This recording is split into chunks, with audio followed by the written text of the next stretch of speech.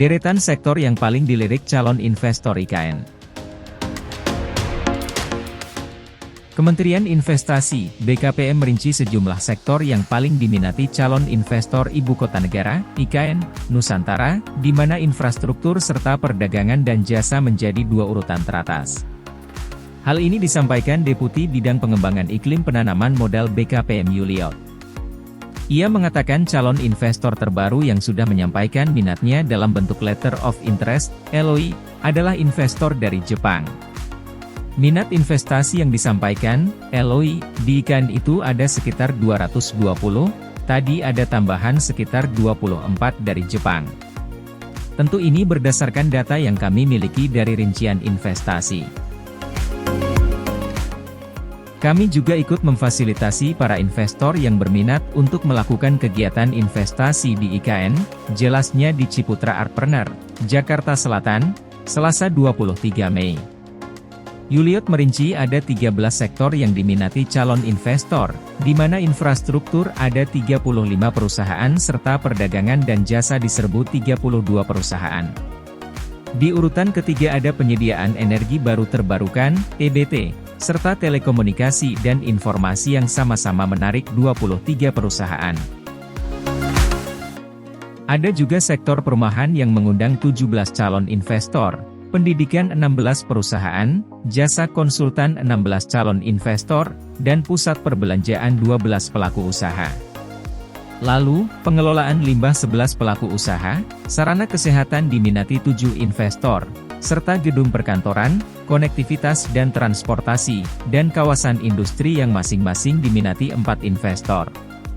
Sementara itu, Kepala Otorita Ibu Kota Nusantara, OIKN, Bambang Susantono mengatakan dari 220 LOI ada sekitar 36 calon investor yang sudah masuk tahap Non-Disclosure Agreement, NDA.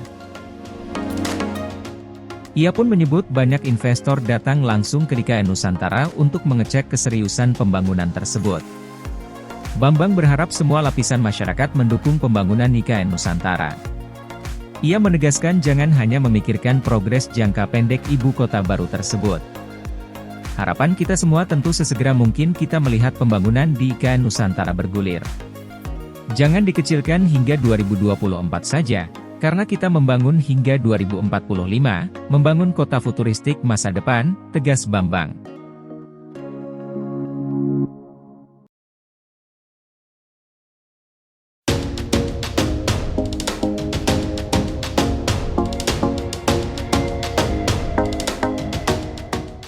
PKS dan Demokrat minta pemerintah tunda pindah ibu kota. Sejumlah anggota Dewan Perwakilan Rakyat, DPR, meminta pemerintah untuk menunda perpindahan ibu kota negara, IKN, Nusantara. Pemerintah diminta untuk fokus menjaga harga pangan sampai pembangunan infrastruktur pertanian. Hal ini disampaikan oleh anggota DPR dalam rapat paripurna ke-24 masa sidang V tahun sidang 2022 hingga 2023 Selasa, 23 Mei 2023, yang dihadiri oleh Menteri Keuangan Sri Mulyani Indrawati. Juru bicara Partai Demokrat Rizky Aulia Rahman Natakusumah mengungkapkan pembiayaan pembangunan IKN ini sebaiknya ditunda. Fraksi Demokrat meminta pemerintah terus mendorong belanja negara yang bersifat memiliki multiplier efek sehingga anggaran sifatnya non-prioritas seperti IKN Nusantara bisa ditunda, katanya di rapat paripurna digelar di Gedung Nusantara II, Kompleks Parlemen, Senayan, Jakarta, Selasa, 23 Mei 2023.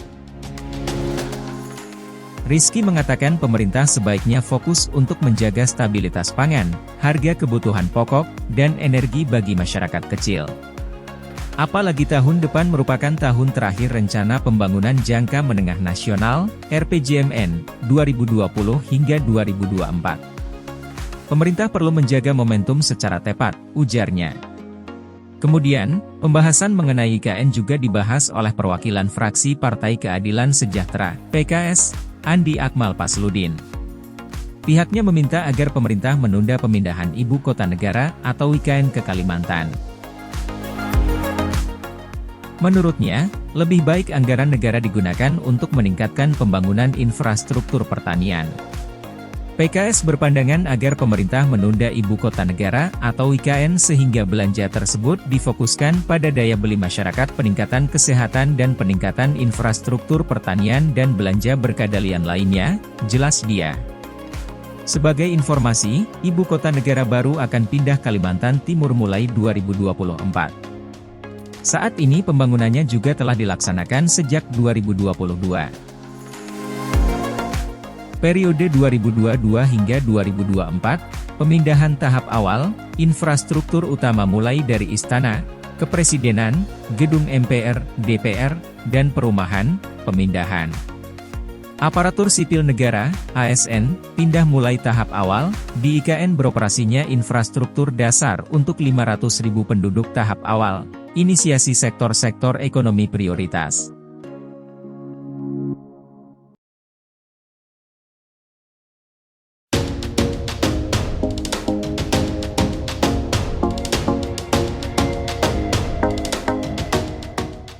Pemerintah rancang rencana induk keanekaragaman hayati IKN. Pemerintah sedang merancang strategi dan rencana aksi keanekaragaman hayati yang hingga kini masih terus dimatangkan, salah satunya menyiapkan rencana induk keanekaragaman hayati Ibu Kota Negara atau IKN. Hal ini diantaranya untuk memastikan pembangunan IKN Nusantara di Kalimantan Timur tetap mengedepankan kelestarian lingkungan, termasuk terkait dengan keanekaragaman hayati. Direktur Pengembangan Pemanfaatan Kehutanan dan Sumber Daya Air Otorita Ibu Kota Nusantara, OIKN, Pungki Widiaryanto menuturkan, Ibu Kota Negara, IKN, atau IKN Nusantara didesain sebagai kota hutan untuk memenuhi 75% kawasan tersebut sebagai area hijau. Pembangunan IKN dijanjikan mengedepankan prinsip serasi dengan alam, keseimbangan ekologi, dan berwawasan lingkungan untuk upaya mitigasi perubahan iklim, polusi udara, dan menjaga kualitas air. Oleh karena itu, pemerintah telah menyiapkan IKN Biodiversity Strategies and Action Plan, IBSAP, pada 2020 untuk mempertahankan keanekaragaman hayati di sana dengan membuat rencana induk keanekaragaman hayati. Selain itu, Instruksi Presiden, Inpres, Nomor 1 Tahun 2023 tentang pengarusutamaan keanekaragaman hayati dalam pembangunan berkelanjutan mengharuskan pemerintah, baik pusat maupun daerah, untuk menyusun rencana induk tersebut. Saat ini rancangan induk keanekaragaman hayati IKN masih dalam tahap kick-off atau permulaan melalui berbagai rapat. Kemudian, proses selanjutnya ialah pengumpulan data dan analisis, konsultasi publik, penyesuaian dan analisis lanjutan, konsultasi publik kembali, dan penyusunan dokumen final, kata Pungki saat memaparkan soal IBSAP dalam workshop keanekaragaman hayati Ibu Kota Nusantara di Jakarta Pusat, Senin, 22 Mei 2023. Lebih lanjut, rencana induk keanekaragaman hayati IKN mencakup beberapa elemen, yaitu pengenalan dan pendahuluan terkait kondisi keanekaragaman hayati Indonesia secara umum dan konteksnya dalam pengembangan IKN secara khusus. Kemudian, pemeriksaan kebijakan dan komitmen negara terhadap keanekaragaman hayati, baik di tingkat nasional maupun internasional.